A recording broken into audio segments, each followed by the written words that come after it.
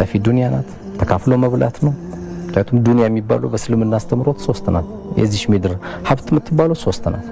አንደኛ ለብሰን የጨረስናት ናት። ሁለተኛ በልተን የጨረስናት ናት። ሶስተኛ ሰድቀን ያሳለፍናት።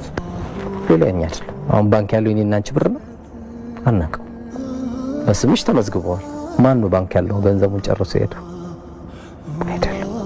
ግን የኔ የዚህ ምድር ሀብቴ እቺ ናት። አምሬበታለሁ። ጧት የበሏት ቁርስ ናት። ከዚህ በፊት የጨረስኳቸው ልብሶቼ ናቸው። ወይም ለመልካም ሰዎች ደግሞ የሰራሽላቸው ነገሮች አሉ። ያ ተቀማጭ ሁሌ ቀድሞሽም ከሆነ አላህ ይዘንላት ያቺ ልጅ፣ አላህ ይዘንለት ያ ልጅ ይባላል። ይሄ ነው ግን ሌላ ከሌለ ምን አለው ከዚህ ውጭ? ስለዚህ የእዝነት መገለጫዎች እነዚህ ናቸው። ስትሰጪ፣ ስታዝኚ፣ በሶሻል ችግሮች ላይ ስትቆሚ፣ አብሽር ብለሽ አይዞ ስትዩ፣ ስታደምጪ፣ እነዚህ የእዝነት መገለጫ ናቸው። እኔ ስለ ሰው ጉዳይ አይደለም ብሎ የሚኖር ሰው መኖር አልጀመረም። ልክ ዑለሞቹ እንደሚሉት አንድ ሰው በዚህ ምድር ላይ አንድ አሻራውን ካላሰረፈ ትርፍ ሰው ነው ይባላል። ጻፊዎችም ደግሞ የባለሙያዎች ገጣሚዎች ደግሞ ምን ይላሉ?